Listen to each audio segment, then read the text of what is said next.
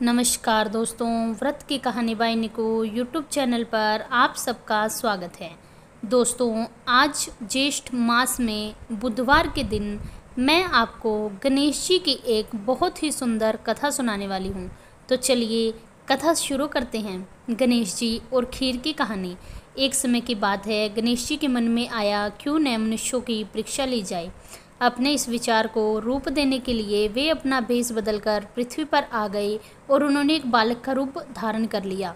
एक हाथ में चम्मच में थोड़ा सा दूध लेकर और दूसरे हाथ में चुटकी भर चावल लेकर वो गली गली घूमने लगे और साथ ही आवाज़ लगाने लगे कि कोई मेरे लिए खीर बना दो, कोई मेरे लिए खीर बना दो। लेकिन किसी ने भी उन पर ध्यान नहीं दिया। जिन लोगों ने ध्यान दिया वो उन पर हंसने लगे कि कोई इतने से चावल और दूध से भी खीर बनती है। इसी तरह वे घूमते घूमते एक गांव से दूसरे गांव में चक्कर लगाने लगे, पर किसी ने उनके लिए खीर तैयार नहीं की। सुबह से शाम हो गई। गणेश जी लगातार घूमते रहे। उन्हें एक बुढ़िया माई दिखी। शाम के वक्त वह अपनी झोपड़ी के बाहर बैठी थी। तभी गणेश जी ने पुकार लगाई कि कोई मेरे लिए खीर बना दे। बुढ़िया बहुत कोमल हृदय की थी, इसलिए उसने कहा कि ला बेटा, मैं तेरे लिए खीर बना देती हूँ। गणेश जी ने कहा, माई अपने घर में से दूध और चावल लेने के लिए बर्तन ले आओ। बुढ़िया माई एक छोटी सी कटोरी लेकर गणेश जी से दूध और चावल लेने लगी। गणेश जी ने कहा, अपने घर का सबसे बड़ा बर्तन लेकर आओ।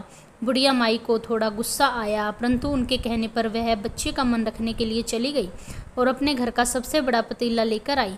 गणेश जी ने चम्मच में से दूध पतीले में उड़ेलना शुरू किया तो बुढ़िया माई के आश्चर्य की कोई सीमा न रही, क्योंकि देखते ही देखते पूरा पतीला दूध से भर गया। एक के बाद एक वह बर्तन झोपड़ी से बाहर लाती रही और गणेश जी उसे दूध से भरते चले गए। इस तरह से घर के सारे बर्तन दूध से लबालब भर गए। गणेश जी ने कहा, बुढ़िया माई, मैं स्नान करके आता हूँ, तब तक तो खीर बना ले, मैं वापस आकर खाऊंगा। बुढ़िया माई ने पूछा कि मैं इतनी सारी खीर का क्या करूँगी। तब बालक रूपी गणपति बोले कि सारे गांव को दावत दे आ, सभी को खीर खिला। खीर की भीनी भीनी और मीठी मीठी खुशबू चारों दिशाओं में अब फैलने लगी थी। खीर बनने के बाद वह घर घर जाकर खीर खाने का न्योता देकर आई। लोग उस पर हंसने लगे कि अपने पास तो खाने का दाना नहीं है, ये हमें क्या खीर खिलाएगी। लोगों में कौतूहल था, लेकिन वो खीर की खुशबू से उसके घर खींचे चले आए। सारा गांव बुढ़िया के घर इकट्ठा हो गया। जब बुढ़िया की बहू ने पता चला कि बुढ़िया के घर में दावत है, तब वह भी वहां पहुंच गई। उसने खीर से भरे पतीले देखे तो उसके मुंह में पानी आ गया। उसे बड़े जोर की भूख लगी थी, इसलिए एक कटोरी में खीर निकाल ली और दरवाजे के पीछे जाकर खाने की तैयारी करने लगी। इसी बीच एक छींटा गिर गया और गणपति जी का भोग लग गया और वो प्रसन्न हुए।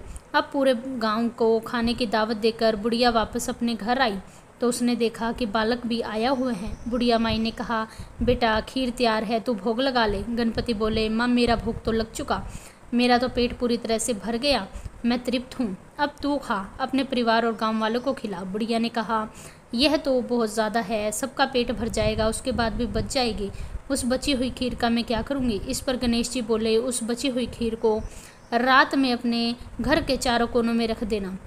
और बुढ़िया माई ने ऐसा ही किया। जब सारा गांव जी भरकर खीर खाकर अपने अपने घर चला गया, तब भी ढेर सारी खीर बच गई। बुढ़िया माई ने गणेश जी के कहे अनुसार उस खीर को पात्रों में डालकर घर के कोनों में रख दिया। सुबह उठकर उसने देखा कि पतीले में खीर के स्थान पर हीरे जवाहरात और मोती भर गए।